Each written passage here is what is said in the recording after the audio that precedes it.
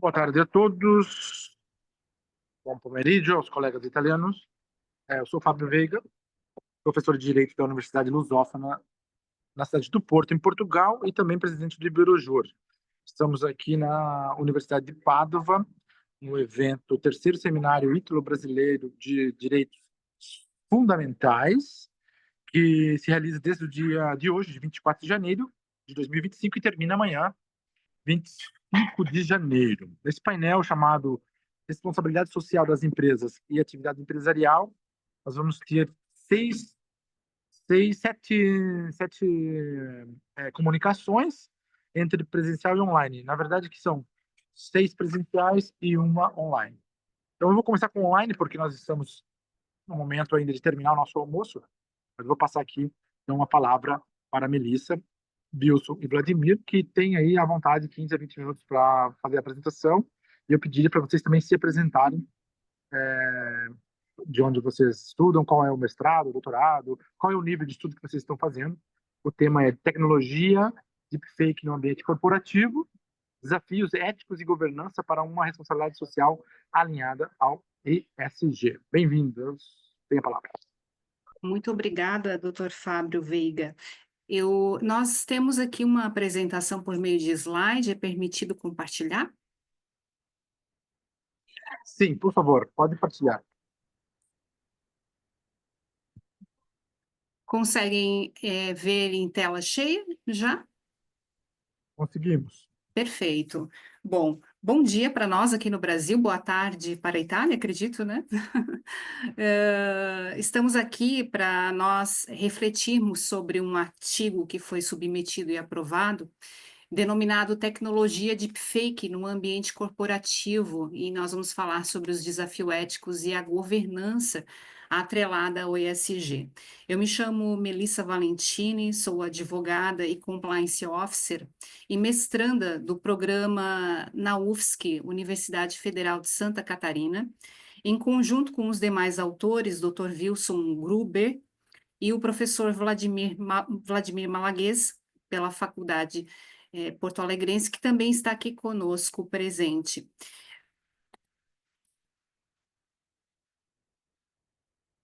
E quero iniciar a nossa apresentação refletindo sobre um dia importante, hoje, por coincidência, é o Dia Internacional da Educação, e eu e o professor Vladimir somos signatários dos ODS aqui no Brasil, em especial Santa Catarina, e refletimos muito sobre a importância da educação e queremos parabenizá-los por este evento digital que oportuniza a democracia da educação inclusiva, de qualidade, promovendo oportunidades de aprendizagem. Nosso artigo, ele aborda inicialmente, na sua fase introdutória, as tecnologias disruptivas, como os deepfakes, que têm gerado significativos impactos no ambiente corporativo, principalmente, desafiando toda a governança quanto à responsabilidade social perante essas empresas e a proteção especial primordial dos direitos fundamentais garantidos pela nossa Constituição Federal, como a honra, a imagem e a privacidade. Trouxemos o STF, que é o nosso Superior Tribunal Federal, em que recentemente inaugura um guia falando especificamente sobre deepfakes, em tradução livre, como falsidades profundas, ou seja, conteúdos falsos produzidos com alto grau de elaboração. E trazemos também o ESG como aliado a um contexto, como uma jornada que é essencial às empresas terem esta reflexão de inclusão da sua matriz de risco, uma matriz de gestão adotando posturas éticas e sustentáveis para proteger os seus ativos, sejam eles colaboradores e todos os seus stakeholders. Aqui nós falamos também um pouco da abordagem metodológica. Este estudo ele traz uma abordagem qualitativa, fundamentada em pesquisas bibliográficas e de informações disponíveis em todos os sítios relacionados a deepfakes, responsabilidade social e ESG. Quanto à discussão e resultados, nós trouxemos, aliado a todo o conjunto de estudo e pesquisa, casos reais e informações atuais, entre elas do Tribunal Superior Eleitoral, que proíbe, como um movimento muito pioneiro no Brasil, proíbe o uso de inteligência artificial adequando ao processo eleitoral para que não haja processos com deepfakes, que não haja o uso de robôs similares à inteligência artificial, por exemplo. Isso tudo promove no órgão público, que é o órgão do Tribunal Superior Eleitoral, uma transparência, uma gestão de governança no sentido de adotar medidas educativas de segurança no processo eleitoral e aqui no Brasil digital. É importante também, neste artigo, nós fazemos a menção de um ponto muito importante em nível Brasil. No Brasil, nós temos ataques cibernéticos e há um estudo com dados da Fortinet em que, no ano de 2022, nós crescemos 16% em comparação aos anos anteriores, com os dados relevantes permeando a 103,16 bilhões de ataques cibernéticos do Brasil. E aqui eu posso fazer um parênteses que não está no artigo, mas como vocês têm certeza que a Melissa Valentini, que está em Santa Catarina, no Brasil, é uma pessoa real conversando com vocês de forma virtual? Será que nós, no futuro, possamos ter alguma base de identificação de segurança, de uma segurança múltipla, para que eu possa estar segura enquanto pessoa física e jurídica e que nós estejamos com uma pessoa real fazendo a presente apresentação?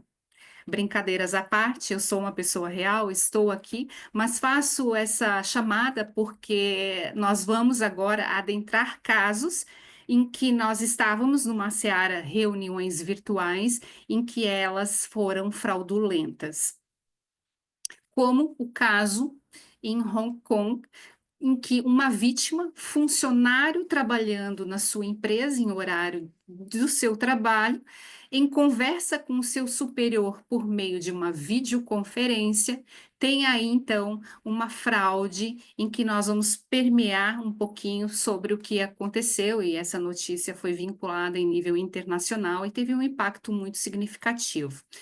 Um funcionário de uma multinacional, durante uma videoconferência, então, fraudulenta, realizou transferências no importe de 127 milhões para contas pertencentes dos golpistas. Esse funcionário estava extremamente convencido de que aquela reunião, como nós estamos aqui, era legítima e que estava falando com o seu diretor financeiro da empresa, em que o seu diretor financeiro fez um condicionante, exigiu que ele fizesse uma atividade, que seria transferência, por uma negociação muito importante e urgente. E aí esse funcionário cedeu ao golpe. Portanto, a empresa e o colaborador foram vítimas de um processo sofisticado em que este funcionário, e nós trazemos então aqui a responsabilidade não só da empresa, que teve um desfalque de mais ou menos 127 milhões de reais, mas também do abalo psicossocial que este funcionário, em seu ambiente de trabalho, teoricamente com a sua segurança digital, tem abalado para que ele, né, perpasse aí o seu trabalho e agora com condicionamentos talvez receosos, com medo e desconfiança.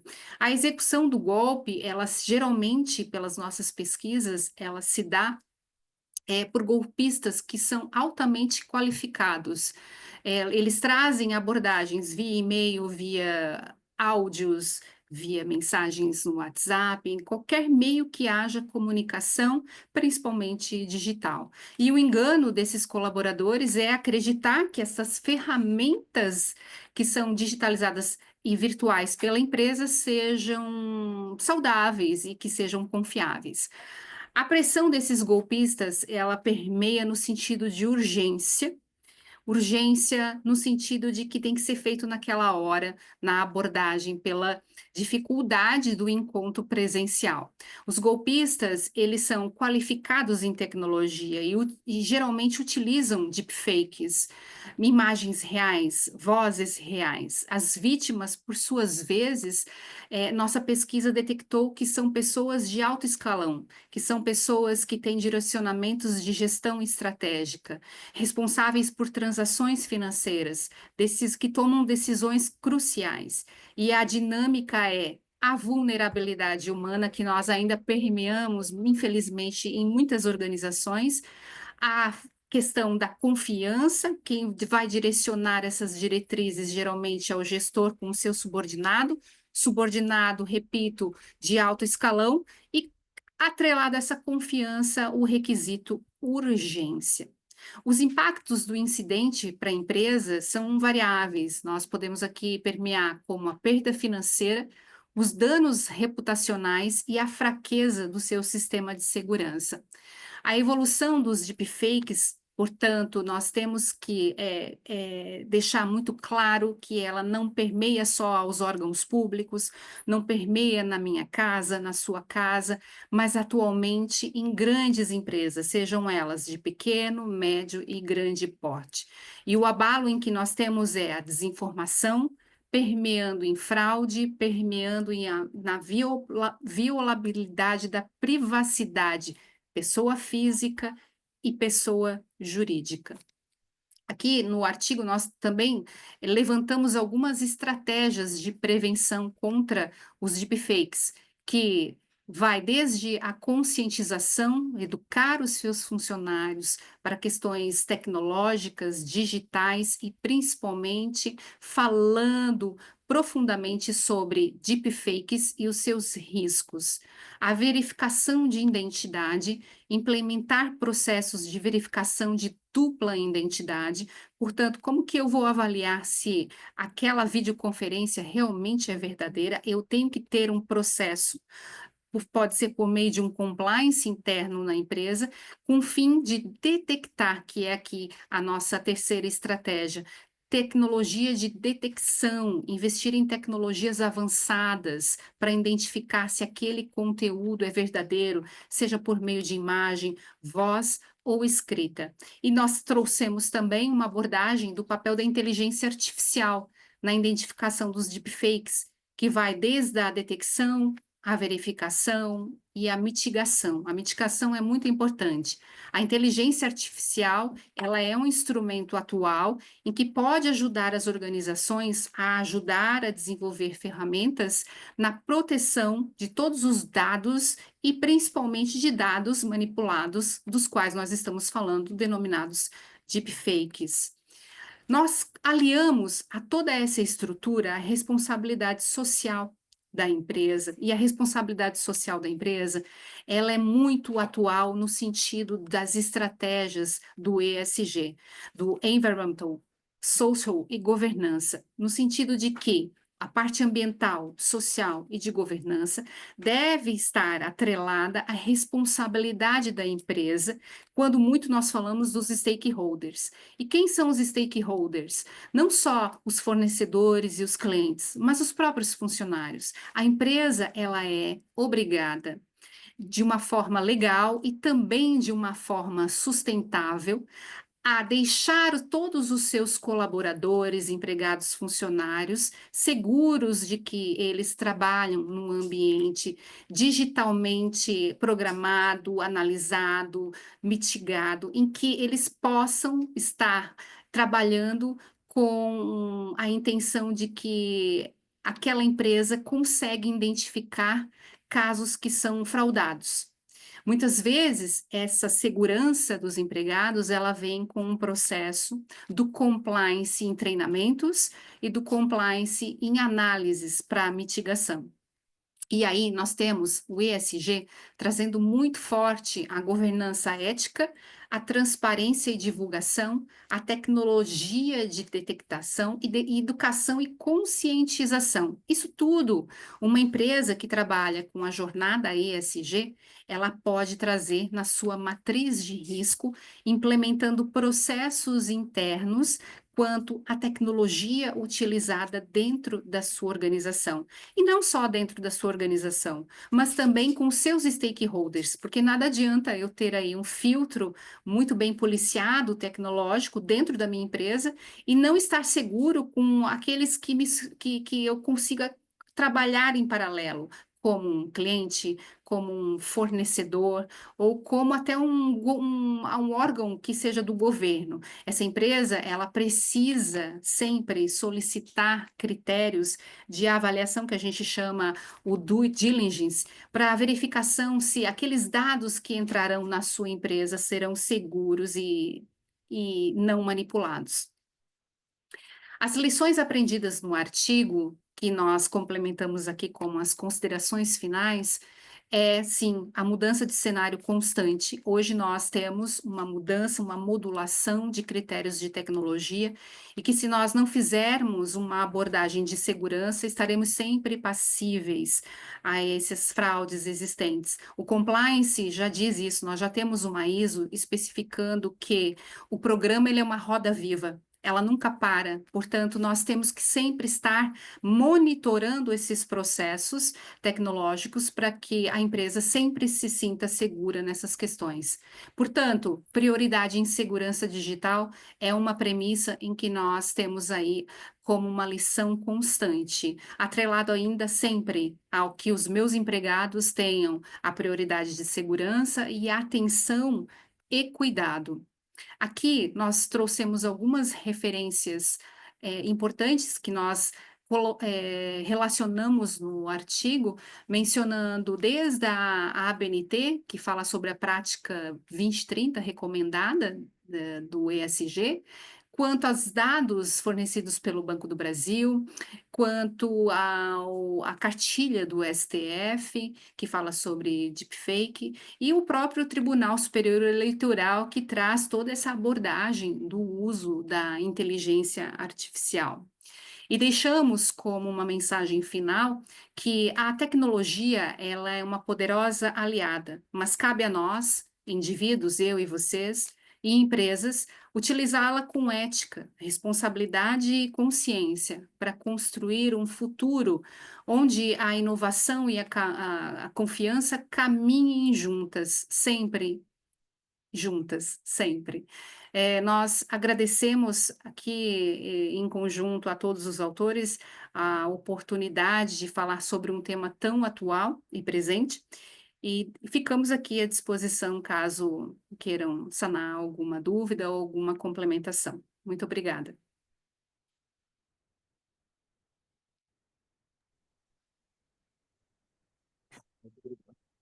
Puder, assim, compartilhar. Está aqui. Vocês conseguem me ver ou estão vendo a partilha de tela? Já me veem, né? Tá. Ok. Então, uma partilha... Não. Ok. Obrigado, Melissa. O teu tema é muito importante, muito interessante, desde a perspectiva da parte pública e privada, né? É a questão aí da tecnologia como fakes, que são instrumentos para enganar as pessoas, e o compliance, ESG, são questões que muito importantes dentro da responsabilidade social corporativa, todo um instituto que nós já conhecemos há alguns anos, e interessantíssima essa visão de vocês. Muito obrigado. Depois, se sobrar tempo, no final nós vamos fazer os comentários, né? Agora vamos para o presencial, e vou passar então aqui por ordem de apresentação, primeiramente para a minha aluna do mestrado, Ana Flávia Azevedo, que vem da Universidade Lusófona, nós somos da Lusófona, e tem um mestrado em Direito Empresarial, né? Ou seja, mestrado em Direito com a menção Ciências Jurídico-Empresariais, e esse mestrado, no modelo português, tem um ano de aulas, um ano de aula presencial, todas as semanas tem uma aula presencial, e no segundo ano começa com as dissertações. Então, a Ana Flávia já está na fase de dissertação, e, bom, já tem alguma experiência de congresso. No ano passado participou do evento de Salamanca, que nós fizemos também lá em Salamanca, e outros mais lá no Porto, algum outro mais fora. Rei Juan Carlos, só foi para assistir, né? E, bem, você tá entrando nesse mundo acadêmico e eu tenho muito prazer de colaborar com a Ana Flávia. Já publicamos alguns artigos fora também de Portugal, na Romênia. Foi um artigo que saiu faz pouco tempo, que era na área de responsabilidade social também das empresas. Então, já tem assim, mais de um ano, ou quase um ano de pesquisa sobre o tema da responsabilidade social. Hoje ela traz um tema um pouco mais aberto, que é de outras matérias que também tem nesse mestrado, chamado Regulamentação Internacional, Privacidade e Acesso à Produção Intelectual como Direito Fundamental. Bem-vindo, então, Ana Flávia. Obrigada. Boa tarde a todos. Queria começar agradecendo, claro, ao Iberaju pela organização do evento, aqui à Universidade de Padua Rodrigo, ao meu professor, doutor Fábio Veiga, não é? Que sempre me incentiva muito a produção acadêmica, enfim, já falamos sobre congressos e sobre outros artigos publicados. Aos meus colegas que estão em modo online, aos meus colegas que puderam estar em modo presencial, que muito me honram com a presença. Hoje eu vim falar sobre esse tema de estudo, que é o meu tema favorito, que é também o que eu escrevo na minha tese de dissertação, que é sobre regulamentação das novas tecnologias, em específico sobre essa produção intelectual, o acesso à produção intelectual, e como isso possivelmente, sob alguma ótica, poderia conflitar com a propriedade industrial, a propriedade intelectual, de alguma forma, que isso também poderia conflitar com os direitos ao acesso, ao livre acesso à produção científica, literária e intelectual, em como é que a internet e os novos métodos de acesso ao material científico poderiam ser entendidos sob essa perspectiva. Durante a minha pesquisa, eu tive alguma dificuldade de encontrar muito material diverso sobre a propriedade intelectual e sobre essa definição entre marca, patentes e o que a propriedade industrial começou a ser tratada e como é que isso teve uma evolução histórica, porque anos atrás as coisas eram muito mais simples, mas agora com as novas tecnologias está cada vez mais complicado e temos cada vez mais nuances para se falar desse mesmo assunto. Depois disso, fui ler sobre a Declaração Universal de Direitos Humanos e também sobre o Pacto Internacional dos Direitos Econômicos, Sociais e Culturais, no seu artigo 15º, que vai falar justamente sobre essa garantia fundamental das pessoas terem acesso à difusão do conhecimento, à fruição dessa produção intelectual que está cada vez mais fácil e mais em maior número, não é? A gente hoje não precisa ir numa biblioteca, tirar fotocópia, esse tipo de coisa. Temos acesso a um grande número de trabalhos, e principalmente na parte científica, mas também temos sobre outras coisas, sobre acesso cultural, sobre obras literárias. E como é que a gente trata, no sentido de que a gente precisa garantir que os autores tenham os proveitos, tanto no que eles escrevem para se ter esse reconhecimento, quanto a parte econômica ligada aos autores, e como é que a gente trata isso também de forma que a gente garanta que as pessoas tenham acesso e possam exercer esse direito ao acesso cultural, literário e científico. E aí chegamos à conclusão de que precisamos entender todos esses direitos de forma muito aberta, de forma que eles não sejam exclusivos, no sentido de que cada uma das nuances da difusão da propriedade intelectual e da propriedade científica tem que garantir que a gente consiga ter cada vez maiores avanços para que as coisas não fiquem paradas no mesmo lugar.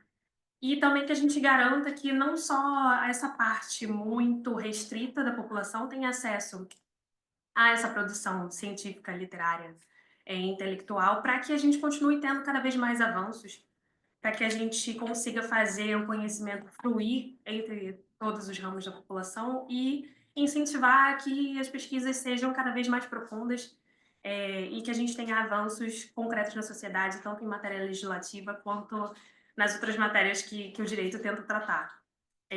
Eu gostei muito de ler a Farida Shahid, que é uma relatora, foi relatora especial do Conselho de Direitos Humanos das Nações Unidas, e ela tem conceitos muito, muito bonitos, na minha opinião. Ela define muito bem o que é desenvolvimento cultural e por que as pessoas têm que ter acesso a essas novas produções e como é que os seres humanos, de uma forma geral, precisam garantir essa fruição do conhecimento. E aí chegamos aí também ao ponto da privacidade, não é? Que temos que garantir, mas ao mesmo tempo devemos tentar balancear para que todas as pessoas tenham acesso e se sintam incentivadas à produção cultural. Era isso que eu tinha para falar, assim. Muito bem, obrigado.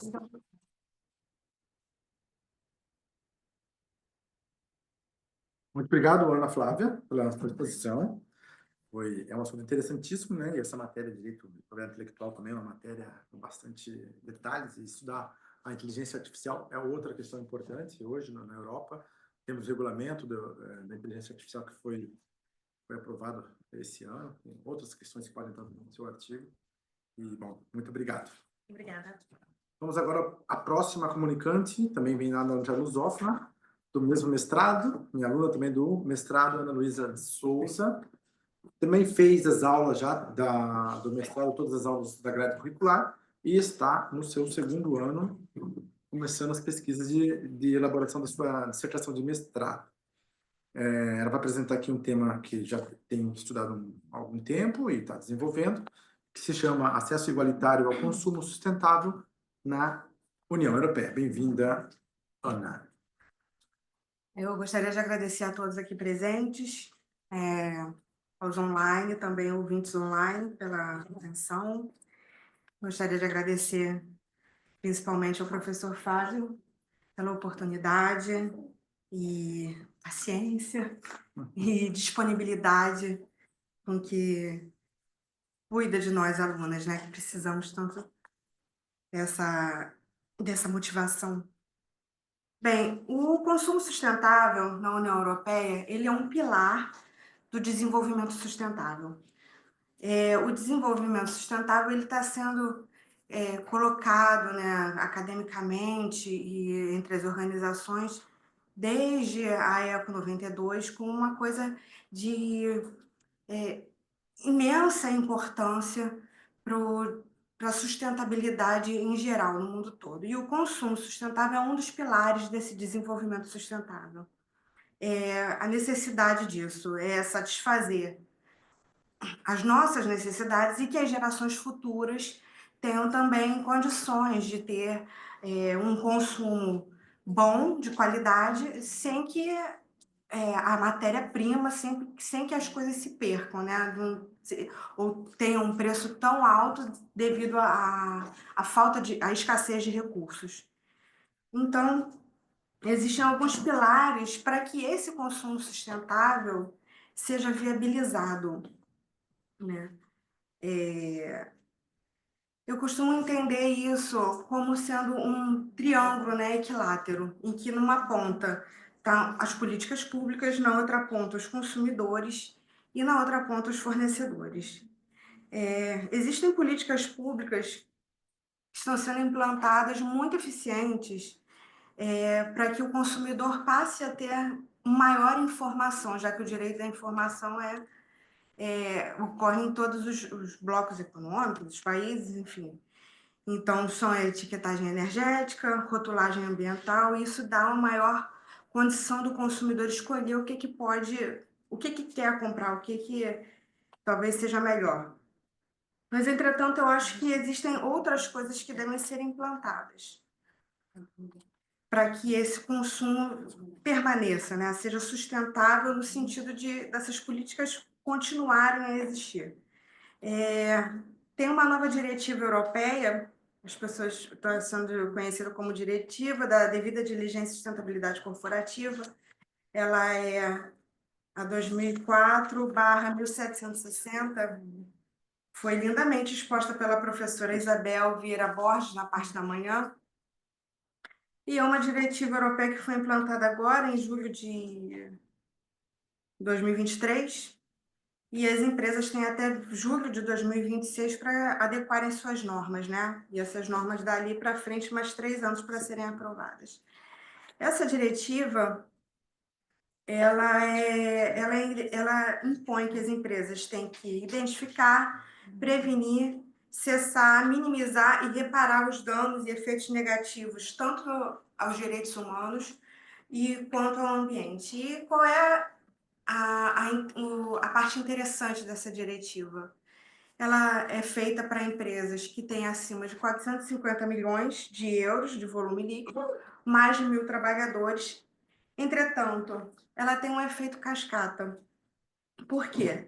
Porque ela impõe para as grandes empresas que seja revista todas as relações entre as filiais e as menores empresas que prestam os serviços, né, e têm volume de negócios nas entremeadas de compra, de venda, de relações negociais. Então, na verdade, ela atinge muitas empresas pelo efeito cascata que ela tem, né? E atinge também outros países, uma vez que qualquer país que tenha gerado na União Europeia um volume superior a 450 milhões, mesmo que essa empresa seja sediada em outro país, ela também tem que seguir essa diretiva. Se não seguir, claramente são responsabilizadas civilmente, tem dificuldades de contratação pública, enfim. Agora, uma outra parte do consumo sustentável, para que ele continue permanente, além da questão das empresas, são também as questões do próprio consumidor enquanto pessoa física. E eu acredito que isso acabe perpassando novamente para a questão da política pública. Por quê? Porque o consumidor ele precisa ter consciência, uma consciência maior do que dos atos do que ele faz na sociedade, tanto de compra quanto pós-compra. O que ele vai fazer com aquele produto, o que ele vai fazer com aquele recipiente, o que vai ser feito com aquilo. O consumidor, ele hoje em dia tem como saber, pela etiqueta que vem, de uma forma ainda muito irrisória, tem ali umas etiquetas explicando como é feita aquela embalagem, como é feito aquele produto, o que é usado ali, se ele tem parte animal, se não usa, se faz experiência, se não faz. Aquilo é um dever da empresa, mas o consumidor também tem que ter um dever pós-consumo, entendeu? No descarte. Então, assim, é necessário uma campanha pública, eu acho, muito pesada para que o consumidor tenha maior consciência do seu papel. Ele não é só uma vítima do sistema, ele também é uma parte que tem grande participação. Eu posso citar, inclusive, aqui por qual motivo, um dos principais que eu acredito. Embora essa diretiva, por exemplo, da União Europeia, ela abarque muitos países da Europa, a questão de desenvolvimento sustentável, né, que é a minha área, e o do consumo sustentável, ele é uma preocupação mundial, não só da União Europeia. São diversos blocos econômicos que têm essa preocupação, e nós vemos hoje em dia que determinados governantes, né, podem entrar ou sair tranquilamente dessas organizações, dessas participações, de acordos, como foi o caso do novo presidente, novo não, reeleito presidente aí dos Estados Unidos, que se retirou há bem pouco tempo da Convenção de Paris, que foi feita em 2015 e é sobre limitação de aquecimento global. Ele retirou a participação dos Estados Unidos desse acordo. E como um país que produz tanto e consome tanto não vai ter uma responsabilidade sustentável? Acredito que ele deve ter a parte dele, né? Ele vai querer que o consumo permaneça estável no país dele. Entretanto, ele saiu desse acordo. Então, mesmo que o governante mude e volte a entrar, um outro governante permaneça fora do acordo, e isso pode acontecer com qualquer outro país, não só os Estados Unidos, eu não acho que isso esteja positivo, qualquer outro pode vir a acontecer, é importante que, sendo o consumidor o centro do saber, a pessoa que tem a noção do que quer e o que não quer, que seja o detentor da informação, ele tem o poder de escolha. Então, embora o seu governante não queira participar, o consumidor pode ter a escolha de comprar ou não determinado produto, porque ele sabe que vai ser um dano ao ambiente.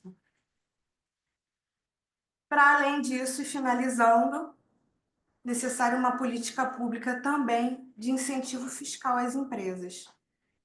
As empresas têm que ter essa série de novas diretrizes, né, para cumprir essa diretiva europeia e de outros blocos também que tem. E o que acontece? Logicamente, isso tem um repasse, os produtos ficam um pouco mais caros.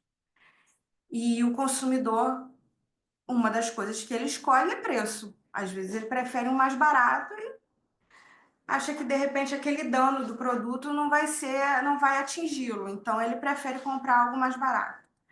Então as empresas necessitam de uma política pública, de um incentivo grande fiscal para que os produtos sejam um pouco mais atrativos em termos de preço ao consumidor. Enfim, eu agradeço muito, é isso que eu tinha para falar. Muito obrigado, Luísa, pela exposição. Obrigado, bem-vinda, obviamente, aqui aos nossos painéis. Vou passar em seguida para a nossa próxima comunicante, que é a doutora Mariana Basto Matos, que vem de Portugal, já do Porto, como eu, que sou de Portugal também, né? Estamos aqui um grupo grande de Portugal e vários do Brasil, Portugal e Itália, tá? Bem misturado aqui o nosso painel. E ela vai fazer a sua comunicação, que tem o tema Proteção de Dados no Ambiente do Espaço Europeu, de Dados de Saúde, Perspectiva Europeia e Enquadramento no Ordenamento Jurídico Português. Então, tem a palavra. Vamos aqui habilitar o PowerPoint.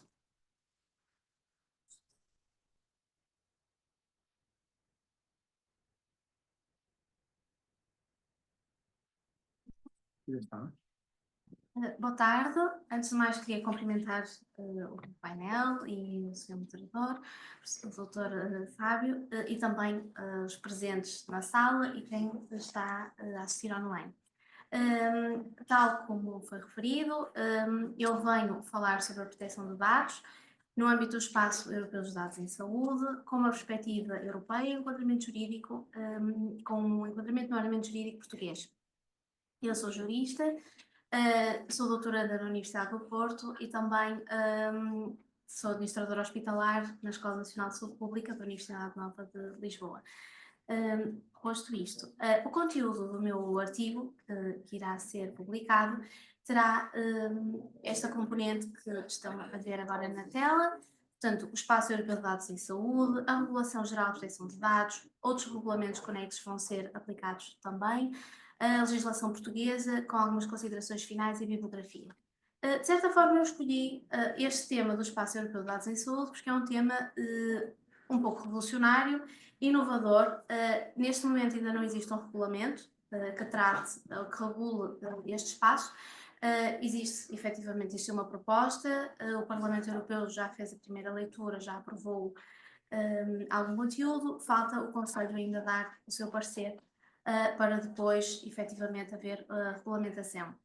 Mas este passo é muito importante porque vai estabelecer regras na utilização dos dados de saúde eletrónicos no espaço europeu e, portanto, vai impactar também com diversos beneficiários, nomeadamente os titulares dos dados, os reguladores, vai também impactar, por exemplo, com a indústria, com investigadores, até mesmo com os prestadores de cuidados de saúde, e também os profissionais de saúde, porque desta forma, com a utilização, como é prevista, de dados de saúde, a utilização primária e secundária, vai ser possível também criar uma infraestrutura que permita a prática de serviços de saúde transfronteiriços, nomeadamente com a questão da prescrição eletrónica, dispensa eletrónica também, e depois o resumos de saúde. E, portanto, nós aqui já percebemos que estamos perante dados sensíveis, os dados da saúde, tal como refere o Regulamento Geral de Proteção de Dados, e como tal, todas estas questões ligadas à privacidade são extremamente importantes e que têm que ser analisadas, discutidas, para ver se realmente a legislação terá o impacto que terá, que é necessário também regular, e se a utilização dos outros regulamentos, e quando eu digo outros regulamentos penso no Regulamento de Dados e no Regulamento de Governação de Dados, de que forma é que todos estes diplomas vão ser enquadrados e a sua apresentação, a sua aplicação, peço desculpa, até que ponto é que efetivamente dará resposta e salvaguardará os direitos fundamentais dos cidadãos europeus. Também terá outra componente, a legislação portuguesa, a Lei 58 de 2019, que refere, ou que de certa forma assegura a execução do Regulamento Geral de Proteção de Dados, e tendo em conta o tempo, que não é muito, eu vou passar para algumas considerações finais, e depois toda esta questão, toda esta dinâmica e análise dos próprios diplomas poderá ser possível ler no artigo. Portanto, desde logo estamos perante dados de saúde que são sensíveis, precisam de uma grande proteção. Esta criação e implementação deste espaço europeu de dados em saúde vai criar vários desafios, nomeadamente em termos de interoperabilidade dos sistemas em termos tecnológicos dentro da União Europeia. Eu recordo, por exemplo, que isto vai ser muito complicado. Dou o caso, por exemplo, de Portugal, em que às vezes a própria interoperabilidade entre os sistemas dentro das próprias instituições de saúde não era o melhor, não havia compatibilidade e, portanto, tudo isto, se nós pensarmos num pequeno território como Portugal, se nós aumentarmos isto para o âmbito europeu, obviamente conseguimos ver quais são as dificuldades. Também ao nível da cibersegurança, vai trazer problemas acrescidos, também a questão da salvaguarda dos direitos fundamentais, dos titulares, a garantia da privacidade, que lá está, mais uma vez, são dados sensíveis que vão ficar disponíveis no espaço europeu, e, portanto, também é necessário criar alguns mecanismos de controle e de fiscalização ao nível do tratamento e utilização de dados. Este espaço é muito importante porque, para além de ser pioneiro, poderá influenciar, por exemplo, ordenamentos jurídicos como o brasileiro, por todas estas questões, não só da questão da interoperabilidade, da cibersegurança, a salvaguarda dos direitos fundamentais, como é que isto vai ser implementado, e, portanto, é efetivamente um tema atual, inovador e que precisa de ser analisado. Depois, convém referir também a questão do Regulamento Geral de Proteção de Dados, que é um diploma que assegura a proteção dos dados pessoais, nomeadamente estipulando as regras em relação à recolha, tratamento, armazenamento e utilização dos dados. E, portanto, toda esta questão desta divulgação de dados sensíveis também vai levantar problemas. A título de exemplo, no caso do titular dos dados que deu o consentimento para que os seus dados fossem efetivamente tratados e incluíssem as bases de dados, se, entretanto, e a lei do Regulamento Geral de Proteção de Dados permite isso, que o próprio titular revogue esse seu consentimento, de que forma é que isto vai ser possível? Porque nós vamos ter, de certa forma, várias cadeias, digamos assim, em que a indústria terá, por exemplo, também acesso a estes dados. Portanto, como é que tudo isto vai acontecer ainda é uma incógnita, porque estamos à espera do regulamento. Depois também tem outra questão que convém pensarmos sobre ela, que é o facto destes dados poderem, no caso, por exemplo, da indústria, influenciar não só os padrões de comercialização, mas também influenciar os padrões de consumo. E com isto passo a explicar que a indústria pode ver, efetivamente, através dessas bases de dados, quais são os medicamentos que podem ser mais rentáveis e não significa que esses medicamentos sejam exatamente aqueles que a população necessita, mas sim os mais rentáveis. E para além disto, pode vir a induzir a procura, nomeadamente a comercialização de medicamentos, de produtos, dispositivos médicos e, portanto, toda esta questão é necessário pararmos também para refletirmos um pouco. A articulação dos regulamentos europeus levanta diversas dúvidas que vão ser exploradas também no artigo, que eu deixo já o convite para lerem. A bibliografia em relação à legislação utilizada. Muito obrigada pela vossa atenção.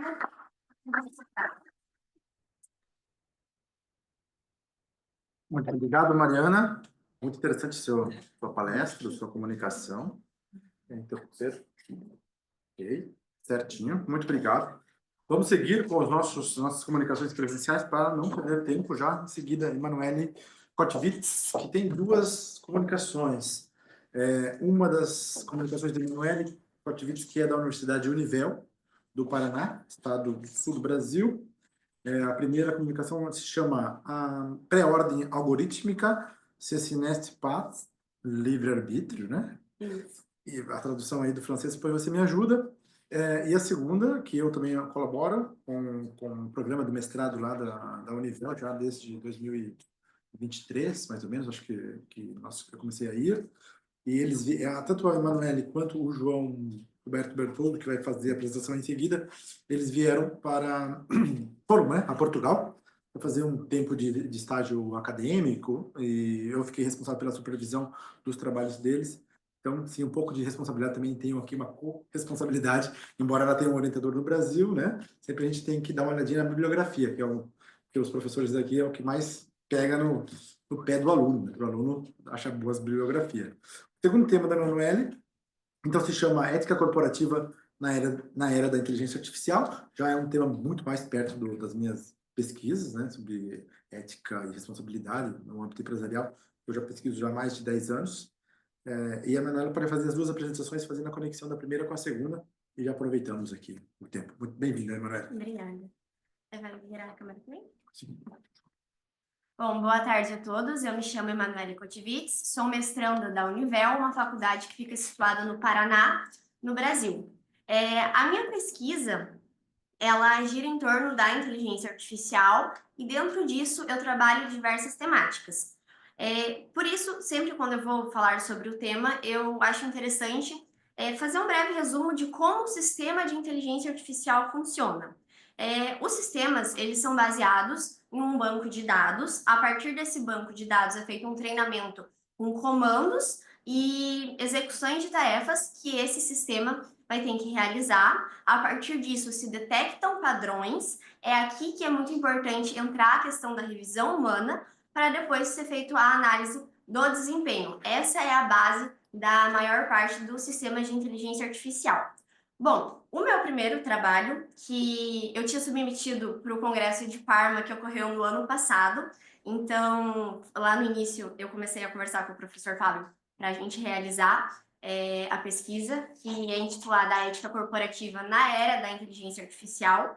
Quando nós escrevemos, a regulamentação europeia ainda era um projeto, então agora foi aprovado, eu vou ter que remodelar a pesquisa conforme as aprovações que tiveram, mas a gente pretende estar explorando nesse primeiro momento a questão do nível dos riscos da inteligência artificial, voltado para a discriminação e enviesamento dos algoritmos, e também fazer um recorte, que eu acredito que isso vai surgir uma segunda pesquisa, de como pode ser utilizado esse sistema de inteligência artificial dentro das corporações para uma garantia de integridade e desenvolvimento da boa conduta, aliado um pouco à questão do compliance.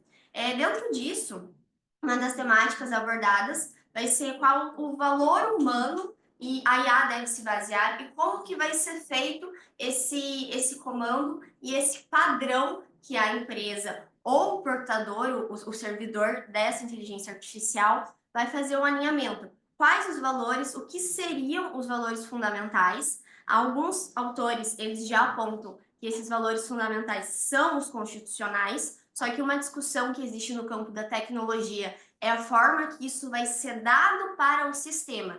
Naquela cadeia de dados, se vai ser no banco de dados ou se vai ser na parte do treinamento dessa inteligência artificial. Porque quando a gente fala de IA, abrange vários sistemas. A IA não passa de um sistema.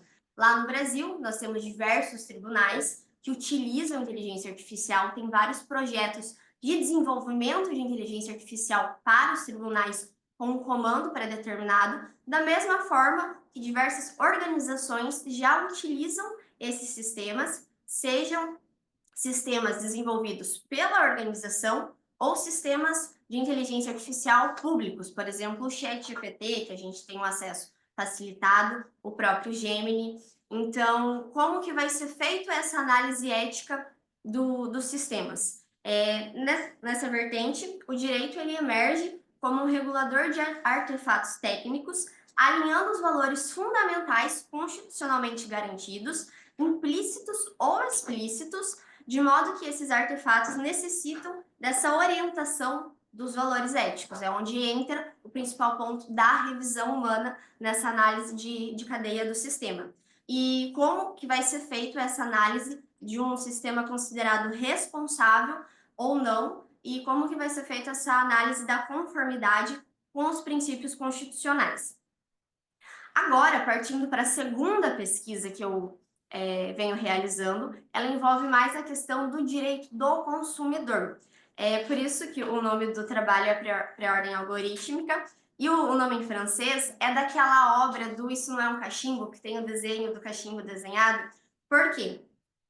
Quando foi lançada essa obra, a imagem é uma imagem de um cachimbo, e a tradução literal é isso não é um cachimbo. Por quê?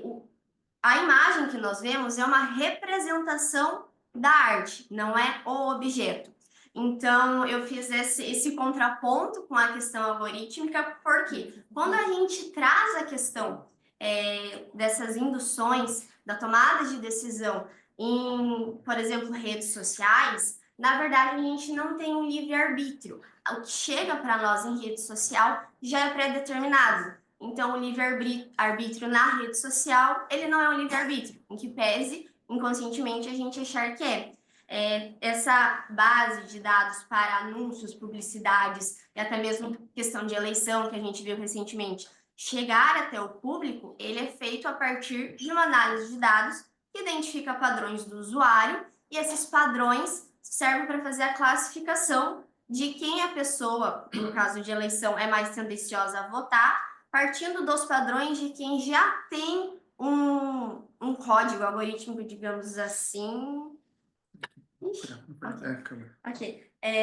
Já tem um padrão, um perfil bem definido pelo algoritmo. Então, ele classifica essas pessoas para induzir o tipo de anúncio e publicidade que ela vai estar recebendo. Então, como que a pesquisa ela gira em torno disso e como que o direito do consumidor vai proteger esse usuário? Até que ponto os big players eles podem estar utilizando dessa indução do algoritmo sem infringir o livre-arbítrio e o direito do consumidor. Inclusive, um ponto que balançou bastante a minha pesquisa foi agora a posse do Trump, onde ao lado dele tiveram diversos big players e os detentores de tecnologia. Então, como que o direito vai estar lidando com todas essas temáticas? Porque a precisão e a representação das coisas quando se trata de tecnologia, elas são codificáveis. Tudo que a gente faz se transforma em códigos e números matemáticos. Para a tecnologia, a gente não passa de um número. Então, toda essa questão do sistema e da proteção ao usuário precisa ser discutida em paralelo com os direitos fundamentais. Apenas os direitos fundamentais, nas pesquisas que eu venho realizando, não são suficientes para efetivamente garantir a proteção que o consumidor necessita. Então, a importância de estudar o tema é justamente isso, buscar a proteção, a tecnologia é algo acessível. Hoje nós temos todas as faixas etárias, em todos os níveis acadêmicos e profissionais, esse acesso. Então, é um tema que precisa ser discutido e, no geral, seria isso. O método e a metodologia ainda estou explorando, ver como melhor se adequaria. Se alguém tiver alguma conclusão para fazer... Obrigado. Muito obrigado, Emanuele. Excelente. Muito bem. Vamos passar já em seguida para o próximo, que também vem lá do Paraná. Não, agora a seguir é o Cássio, é meu aluno. No outro mestrado, lá da Universidade Unifiel, São Paulo. Cássio, bem-vindo. Você estava com problema de internet ou tá tudo certo? Oi, professor, já consegui aqui. Ah, É porque muito bem. meu... Você quer fazer agora ou quer esperar mais um pouquinho? Porque eu posso passar para o próximo e depois você Não, volta. quero fazer logo. Já Ah, dá então tá certo, bem. Então viu? vamos. Vou apresentar aqui o Cássio. Vamos fazer a apresentação do teu tema, Cássio. Ele é mestrando de Direitos Humanos da Universidade de Unifiel, em São Paulo. E eu também dou aulas lá durante o ano. Eu sou orientador e no final do ano eu fico 15 dias na cidade de São Paulo fazendo essas aulas. São as aulas mais intensivas, né? E nós temos lá duas matérias. Uma das matérias tem a ver com a teoria dos direitos fundamentais, a outra tem a ver com direitos fundamentais, constitucionalismo, cidadania. São temas que os alunos estudam. E aí os alunos, durante o ano, têm que fazer alguns trabalhos, como todos os alunos de mestrado. E o Cássio escolheu aqui um trabalho que também eu faço a sua orientação, a sua dissertação, que não é esse tema em especial. Ele está fazendo uma dissertação na área de seguridade social, né, previdência social, que é a área que ele trabalha, e ele trabalha também com a Câmara dos Deputados lá no Brasil, é assessor de político, outras coisas mais que ele faz profissionalmente. Então, trabalha muito com essa área, mas como o mestrado tem várias matérias, uma das matérias que ele escolheu também para estudar se chama, que é o título dessa comunicação de hoje, que se chama Inteligência Artificial, o impacto da tecnologia sobre os direitos e garantias fundamentais, né? Um trabalho bastante teórico, em que eu passo aqui a palavra ao Cássio, desde aqui da cidade de Rovigo, da Universidade de Pádua, na região do Vêneto, para o Brasil aí. Cássio, bem-vindo. Olá a todos. Bom dia aqui ainda, né? Já deve ser boa tarde. É uma alegria estar aqui hoje apresentando esse trabalho ao lado do meu professor, orientador do mestrado em Direitos Fundamentais, professor Dr. Fábio Veiga, né? E eu resolvi, professor, falar um pouco sobre a inteligência artificial, que eu vi que até a colega falou anteriormente, porque é algo, uma discussão tão recente, tão importante, que está englobando todas as áreas do direito, e não só as áreas do direito, né, as áreas em geral.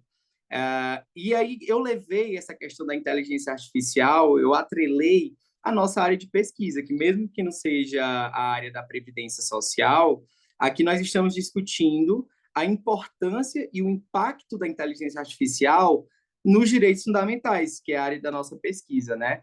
E aí, nesse artigo, eu comecei a pesquisar sobre o que essa inteligência artificial ela tem trazido, tanto de benefícios quanto de malefícios para os direitos fundamentais, né?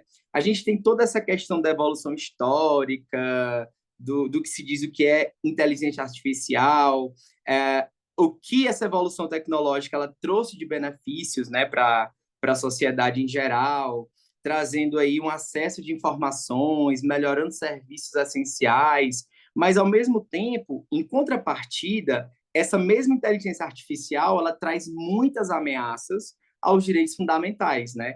Como violação em massa da privacidade, como tolher direitos de igualdade da população brasileira, que eu levo em consideração aqui os direitos fundamentais elencados na nossa Constituição, e nos direitos da cidadania. E, assim, durante essa pesquisa, eu pude ver que existe ainda hoje uma grande exclusão digital, né, dos brasileiros no que diz respeito ao acesso à inteligência artificial e também uma falta específica de regulamentação, né, uma regulamentação adequada, que são esses desafios que nós precisamos entender aqui no conceito Brasil. Nós temos a Lei Geral de Proteção de Dados, que ela ainda não consegue alcançar esse crescimento das ferramentas digitais, ela ficou meio obsoleta, e ainda se existe discussões hoje no Congresso acerca dos limites da inteligência artificial, né? E a gente vê hoje, levando para o direito comparado, nos Estados Unidos, o presidente eleito falando que vai revogar as medidas preventivas, as medidas aí de éticas no que diz respeito à inteligência artificial, né? E aí é isso, né? A inteligência artificial ela começou a ser discutida lá na década de 40, né? Para ser aplicada em diversos ramos, como saúde, educação e segurança, né? E a gente tentou trazer essa inteligência artificial para melhorar a aplicação do sistema, aqui levando para o direito. E hoje, no Brasil, nós temos algumas ferramentas que os tribunais já têm se utilizado para tentar melhorar o acesso do jurisdicionado. Nós temos, por exemplo, no Piauí, uma inteligência artificial chamada Júlia. A Júlia, ela faz assim, uma averiguação inicial dos processos para serem distribuídos, que antes demoraria muito tempo na mão de um servidor. Então, hoje a IA ela tem sido utilizada para prestar serviços jurídicos que seriam serviços que não necessitam necessariamente da atividade humana, que são mais aqueles serviços de distribuição de processo, triagem inicial processual, verificar quais processos têm o mesmo teor para ser discutidos em bloco, né, como o IRDRs, e por aí vai. E o CNJ agora aplicou uma nova ferramenta no Brasil chamada Núcleo de Acesso à Justiça 4.0, que é justamente regulamentando o uso dessas inteligências artificiais dentro dos tribunais brasileiros, né? Para que tente prestar um serviço jurisdicional mais rápido, mais célere e mais igualitário. Mas aí é que vem um problema. Ao mesmo tempo que eles tentam trazer essa prestação jurisdicional, nós sabemos que a inteligência artificial ela é um conglomerado de dados que fica um banco de dados aí. Quando, às vezes, nós não temos uma ação humana, ela pode trazer desigualdades, ela pode trazer, muitas vezes, dados imprecisos, ela pode, às vezes, até prejudicar o acesso da justiça, né? E aí foi o que eu coloquei no meu trabalho de pesquisa lá desse artigo que a gente fez em conjunto, né? Eu coloquei os pontos positivos, como os impactos positivos da IA, principalmente no acesso à saúde no período de pandemia, né? A questão da regulamentação da telesaúde, que até então era algo pouco discutido aqui no Brasil, e na pandemia a gente pôde regulamentar a questão da telesaúde, a questão de alcançar os serviços médicos em regiões remotas, né? Que foi muito intensificado durante a pandemia do Covid-19. A questão da regulamentação da psicologia online, também na prestação de serviços, como um direito fundamental, porque nós sabemos que a saúde é um direito fundamental na nossa Constituição. A questão da educação e da inclusão digital, essas tecnologias que possibilitam o ensino remoto e conecta comunidades que até então eram isoladas. A questão da digitalização do sistema judiciário, de fazer audiências online, de fazer todos os atos processuais de forma online, que até então eram de difícil acesso para muitas populações que não tinham acesso a um ponto físico da justiça, né? Isso foi muito bom, mas, ao mesmo tempo, nós temos vários impactos negativos dessa inteligência artificial dentro do Poder Judiciário, levando em consideração aí o direito fundamental. Existem violações de privacidade em massa, essa vigilância em massa, né, e coleta de dados de forma desenfreada, acaba violando o nosso direito à privacidade, que é um direito fundamental da gente. A colega anterior falou até disso, né? Essa violação da nossa privacidade, que ainda não está sendo regulamentada de forma correta pela nossa lei brasileira, Lei Geral de Proteção de Dados, tem causado inúmeros prejuízos à nossa sociedade. Às vezes, quando a gente entra aí no Instagram e vai fazer uma pesquisa, a gente já está ali entregando toda a nossa coleta de dados para uma empresa que vai ter acesso integral a tudo que a gente pensa, a tudo que a gente quer. Às vezes eu estou aqui pesquisando sobre um livro e vai aparecer o patrocinado. Então, até que limite essa inteligência artificial ela deve ser feita? Até que momento ela é boa para nossos direitos fundamentais, né? E outra coisa que a inteligência artificial também não conseguiu alcançar foi a dificuldade, o acesso das pessoas mais carentes, mais vulneráveis, a essas tecnologias. Vamos dar um exemplo prático. Durante a pandemia, a questão do auxílio emergencial, que muita gente não conseguiu receber por falta de acesso a dispositivos ou conectividade, ou mesmo porque não tem o conhecimento básico para fazer o requerimento de auxílio emergencial. Né? Ao mesmo tempo que ela veio para tentar trazer direitos fundamentais, como direito ao acesso à informação, direito fundamental a um auxílio emergencial, que foi criado durante a pandemia de 2019, trouxe muitos imbróglios posteriormente, porque realmente algumas pessoas que se enquadravam nos requisitos do auxílio emergencial não conseguiram receber seus benefícios por falta, às vezes, de conectividade, falta de acesso de internet, ou falta de um dispositivo adequado, ou até mesmo porque não sabia fazer esse requerimento, né?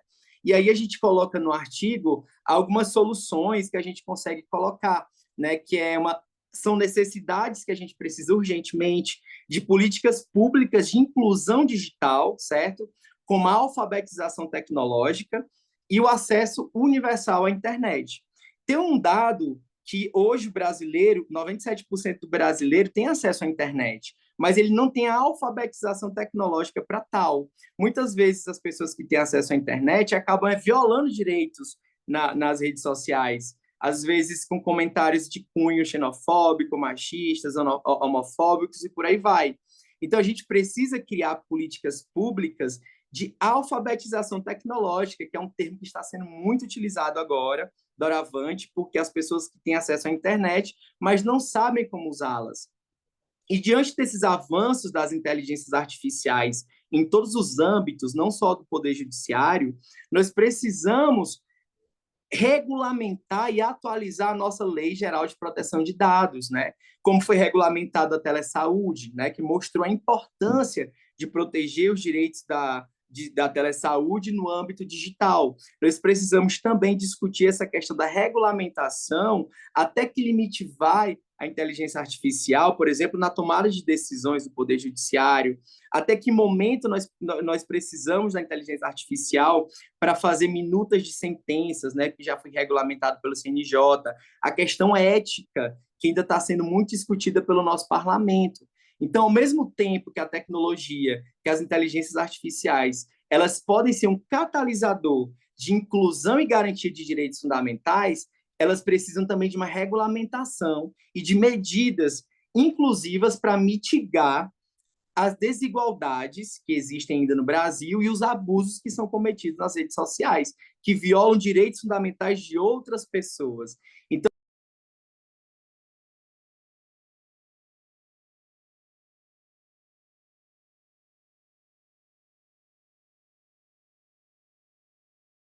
deve ter caído a internet do Cássio. Não tem problema. Depois que ele voltar, eu vou deixar ele terminar, depois vai no final, né? Vamos passar então já para o próximo, que é presencial. E seguimos aqui com o painel, porque nosso horário também já está para fechar. Daqui a pouco vamos ter o próximo. O próximo. Ah, é verdade. O próximo aqui é online ainda. O Samuel, né? Samuel, que é o meu aluno, está presente aí, Samuel, tá? Estou vendo, tá, Samuel Brandão. Samuel também é aluno da Universidade Lusófona, faz o mesmo mestrado de Direito Empresarial, mas ele está no primeiro ano, e ainda está fazendo as aulas, já fez alguns relatórios, e tem uma linha aí que ele gosta, uma linha muito interessante na área de empresarial, tem a ver com também a minha tese de doutorado, sobre a responsabilidade civil dos administradores, e também há uma relação aí com a insolvência. Nesse caso, ele vai trazer só a parte do direito societário, né, Samuel? Sim. Mas a tese dele também vai entrar na área do direito da insolvência. Essa parte que é uma das aulas que nós temos lá sobre a Business Judgment Ruling, são as regras de julgamento dos negócios, né, lá nos Estados Unidos, que influenciou um pouco aqui o nosso ordenamento jurídico europeu e também o ordenamento jurídico tanto espanhol quanto português. Mas eu vou deixar para ele falar, porque assim ele mostra que está estudando mais do que eu penso até, né? Muito bem-vindo, Samuel. Bem-vindo ao nosso evento aqui da Itália. Boa tarde. Aqui também já é tarde. Gostaria de agradecer primeiramente a oportunidade pelo professor Fábio, né? Acredito que eu não vou conseguir exaurir o tema da maneira que o professor já estudou em muitos anos, em 10 minutos, mas espero conseguir expor da maneira, pelo menos, um tanto quanto satisfatória, por assim dizer. Bom, em relação à teoria da Business Judgment Rule, em Portugal, essa teoria foi incorporada por meio do artigo 72, número 2 do Código das Sociedades Comerciais, o qual foi elaborado a partir da influência dos princípios da Corporate Governance. Já no Brasil, a teoria foi introduzida por meio da Lei das Sociedades por Ações, que é a Lei 6.404 de 76. Tanto no Brasil, tanto em Portugal, a pretensão da teoria é que os administradores atuem com maior liberdade em suas decisões, desde que tenham havido uma informação, né, que tenha ocorrido um devido juízo de valores, observância à boa-fé, dos deveres de diligência, obediência e lealdade.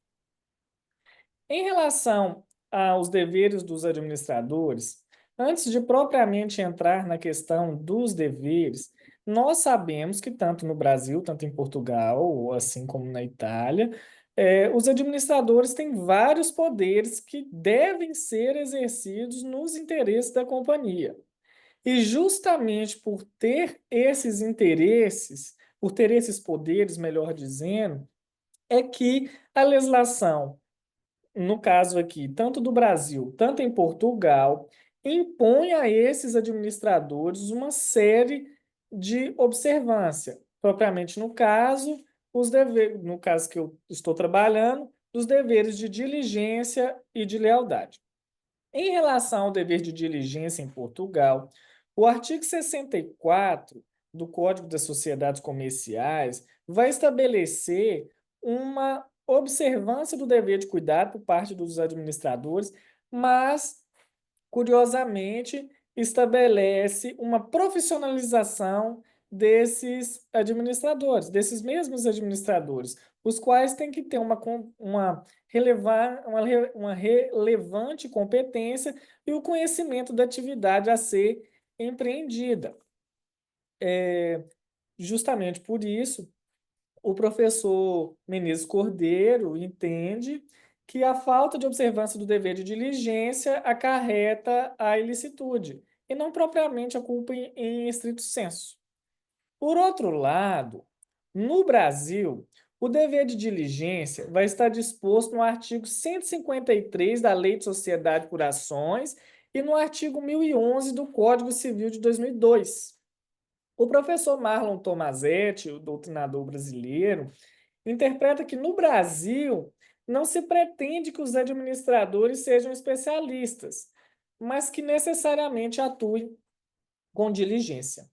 O que a gente pode perceber é que, apesar de ambos os países entenderem que o descumprimento de tal dever é capaz de ensejar a responsabilização do administrador, cada um trata de maneira diversa, mas que, ao fim e ao cabo, eles pretendem que o administrador seja responsabilizado em caso da inobservância do dever de diligência. Agora, necessariamente falando do dever de lealdade, em Portugal, infere-se que os administradores devem observar esse princípio no interesse da sociedade, atendendo aos interesses a longo prazo dos sócios e ponderando os interesses dos demais stakeholders. A professora Catarina Serra tem um posicionamento que eu acredito salutar, de que não necessariamente fica o administrador tendo que servir a dois amos, né, a duas pessoas ao mesmo tempo. Em primeiro momento, ele tem que tentar atender os interesses deles, de todos. Mas, como na maioria dos casos não é possível, a professora Catarina Serra vai entender que deve ser feito um recorte nessa questão, de modo que os administradores vão tomar as decisões no interesse da sociedade, mas que o prejuízo seja mínimo em relação aos demais stakeholders, e justamente por isso, em caso de excesso na questão da discricionariedade do administrador, poderia vir a ser aplicado a sistemática clássica da responsabilidade civil. O que acontece é que no Brasil, o dever de lealdade vai estar disposto no artigo 155 da Lei de Sociedade por Ações e no artigo 1017 do Código Civil de 2002. No Brasil, assim como acredito que em demais outros ordenamentos jurídicos, acontece que o dever de lealdade ele é emanado por vários dispositivos do nosso ordenamento jurídico, tais como que o administrador não pode tomar decisões em benefício próprio a detrimento da sociedade, justamente por isso ele não pode competir pessoalmente no mesmo ramo, em detrimento da sociedade que ele é o administrador. e ele também não pode utilizar de informações privilegiadas que o tem para em detrimento da sociedade que ele está administrando. Inclusive, se ele assim o fizer, em sociedade de capital aberto, isso é considerado crime pela lei de sociedade de capitais, a lei de mercado de capitais, que a gente chama de crime de insider trading. Mas, como acontece a questão da responsabilidade civil dos administradores? Em Portugal, justamente por ter essa necessidade da profissionalização dos administradores, há uma presunção de culpabilidade, cabendo ao agente faltoso demonstrar uma causa justificadora, seja no sentido de provar uma justificação ou, de modo diverso, um fundamento de desculpabilidade. Já no Brasil, os administradores responderão perante a sociedade e terceiros pelos danos causados quando agirem com dolo, culpa, violação da lei ou do estatuto. Essa questão vai estar propriamente tratada no artigo 158 da Lei de SA, da Lei da Sociedade por Ações. O artigo 158, inciso 1º da Lei de Sociedade por Ações, vai falar que poderá haver a responsabilidade do administrador da sociedade no caso em que, mesmo que ele haja dentro da lei e dentro do estatuto, ele causar um dano, mas o ônus da prova, nesse caso, fica da parte autora em relação a ele. Em caso diverso em que o administrador agiu fora da lei ou fora do estatuto, acontece uma inversão do ônus da prova. A doutrina brasileira se divide em se a responsabilidade, nesse caso, vai ser subjetiva ou será objetiva. De todo modo, o que a gente pode perceber no Brasil é que, se o administrador conseguir comprovar, tanto no enquadramento do artigo 158, inciso 1º, tanto no artigo 158, inciso 2º, que ele agiu com boa-fé, pode ser entendido de que seja caso de se excluir a sua responsabilidade, considerando que ele agiu com boa-fé. O que a gente pode perceber é que o Brasil dá uma certa primazia à boa-fé nessa questão. Quanto à regra do julgamento do negócio, em Portugal, o professor Fábio explica que a Business Judgment Rule é integrada por 4 aspectos, sendo 3 deles condições e uma regra. A primeira vai ser no caso que só se aplica se houver uma decisão positiva, uma decisão direta. A regra também só se aplica se não houver um interesse pessoal do administrador. E a terceira é muito necessária a observância da Reasonable Decision Making Process. E em Portugal, pelo que a gente consegue perceber, a teoria da Business Judgment Rule vai se aplicar somente nos casos de violação do dever de diligência e não propriamente nos casos de violação do dever de lealdade. No Brasil, a doutrina também vai esmiuçar os critérios, mas o que a gente pode perceber é que a decisão tem que ser no sentido positivo também, não necessariamente, não pode ser aplicada a teoria em caso de omissão, no caso de não decisão por parte do administrador. Tem que também ser uma decisão desinteressada, tem que haver a observância do dever de diligência, tem que haver a observância dessa boa-fé. E o quinto é uma inexistência do abuso do dever de discricionariedade. A análise desse abuso do dever de discricionariedade novamente vai passar pelos deveres de diligência, lealdade e obediência.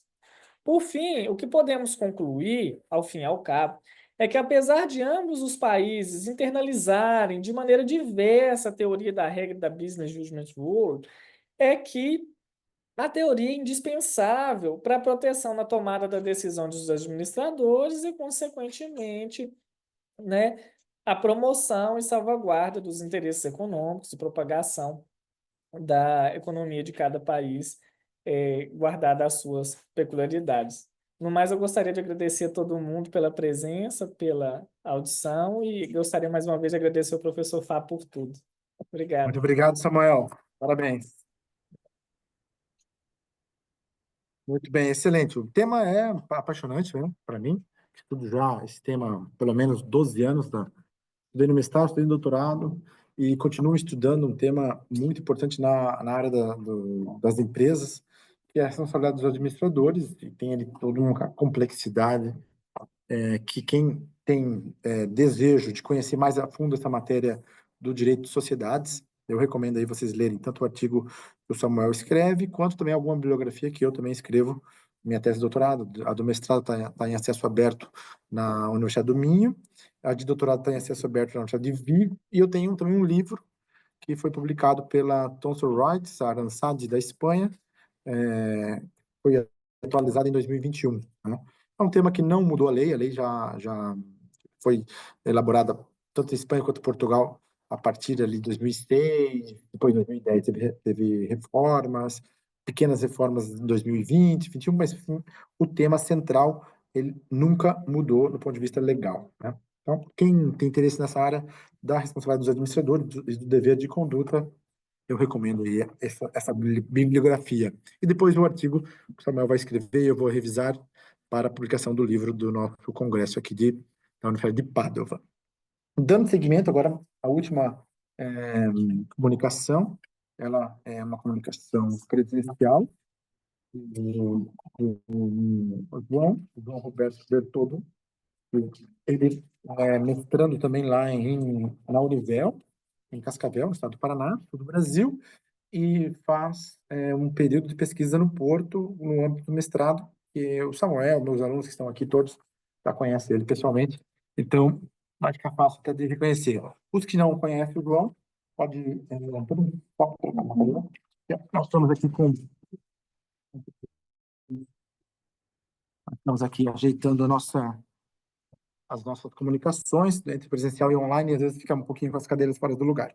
O tema do João é inteligência artificial e as relações de trabalho, e, por fim, fala sobre as responsabilidades das plataformas digitais. Ainda é uma pesquisa que ele foi qualificado faz pouco tempo no mestrado. Eu participei dessa banca de mestrado na Univel, e nós ainda estamos dando algumas recomendações para ele melhorar o trabalho, mas sempre é importante ele e nós, né, que estamos aí fazendo pesquisa, submeter ao crivo dos demais pesquisadores, né? E os demais pesquisadores geralmente têm uma opinião, têm um conselho para dar, e isso é muito importante, então, também para o João. Então, vocês também fiquem à vontade aí, se quiserem dar algum conselho e sugestão. Muito bem-vindo, João. Tem a palavra. Muito obrigado, Fábio. Boa tarde a todos. Boa tarde às pessoas que estão assistindo a gente online e a todos aqui presentes. Como o próprio professor Fábio apresentou, eu faço parte do programa de mestrado em Cascavel, né? Passei há pouco pela qualificação e, na verdade, a gente acabou trazendo aqui um resumo de uma pesquisa que estamos fazendo no âmbito da inteligência artificial e as relações de trabalho. Especialmente com relação ao artigo desse nosso congresso, que diz respeito à responsabilidade das plataformas digitais. Ocorre que as plataformas digitais elas utilizam de inteligência artificial para gerir seu negócio no intuito de potencializar os seus ganhos e, ao mesmo tempo que não se preocupe em melhorar eventuais impactos que a sua atividade os impactos negativos que a sua atividade possa estar gerando nas relações com os trabalhadores. No sentido de que, ao mesmo tempo que a inteligência artificial ela pode potencializar os ganhos das grandes plataformas, não raras às vezes, a mesma inteligência artificial ela age também para incutir no trabalhador a ideia de que ele deve agir, mesmo que incontestavelmente e inconscientemente, de acordo com as regras das próprias plataformas, mesmo que isso signifique a precarização de seus direitos. Então, não raras às vezes acontecem problemas de ofensas a certos direitos de garantias de proteção social, mas, por outro lado, o fato é que, quanto mais a inteligência artificial ela avança, as plataformas digitais elas tornam-se consequentemente mais especializadas em dificultar a sua responsabilização, embora a regulação trabalhista exista e seja muito clara no Brasil, né? Então, só para concluir, eu também quero ser bem breve, porque eu sei que o tempo é escasso. A nossa pesquisa para esse artigo busca verificar tanto a jurisprudência e também identificar quais as teses que as plataformas utilizam para não serem responsabilizadas, né? E também quais os mecanismos que eles utilizam para isso. Eventualmente, a título de exemplo, muitas plataformas elas utilizam de jurimetria, justamente para não conseguir, para se blindar de eventuais responsabilização. Então, muito obrigado a todos. Como eu disse para vocês, ainda está em fase de pesquisa, esse artigo não está concluído, ele está em fase embrionária, digamos assim, e só tenho a agradecer a oportunidade de estar aqui presente hoje. Muito obrigado. Muito obrigado, Dr. João Bertoldo, pela sua exposição. Vamos seguir firmes aí para as nossas publicações e tenho certeza que esse também é um dos outros motivos para o congresso, né? Que os pesquisadores mais jovens façam exposições das pesquisas parciais, né?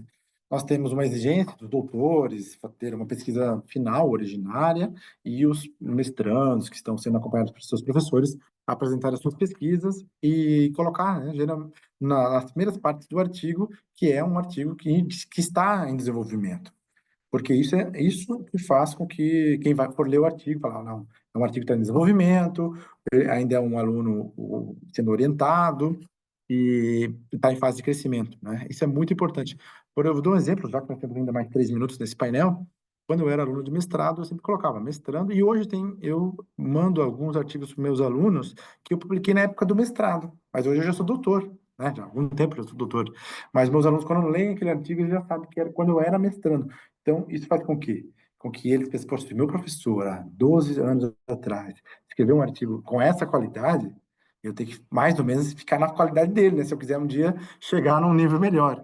Isso ajuda muito. Então, vocês não tenham medo de publicar os vossos artigos aí, os mestrandos com a orientação dos professores, mas pensando já no futuro. No dia que vocês se tornarem professores, os vossos alunos também vão ler. Então, é bom fazer um bom trabalho. Acho que aqui já foram todos, né? Pela minha lista aqui, todos já apresentaram. Queria aproveitar e reiterar aqui o meu agradecimento aos participantes do painel número 5, aqui do Congresso, o terceiro seminário Ítalo-Brasileiro de Direitos Fundamentais, e convidá-los a seguir conosco para o próximo painel. No próximo painel, então, peço aqui para a André fechar então a gravação, porque também vocês podem ver a gravação depois no YouTube. Nós vamos continuar aqui online. Vamos tirar a foto do fechamento final? Eu estava no computador, não estava. Só um minutinho. Assim. Ok, está sendo gravado no computador, nós passamos com... Não, já foi, já encerrou. Ok.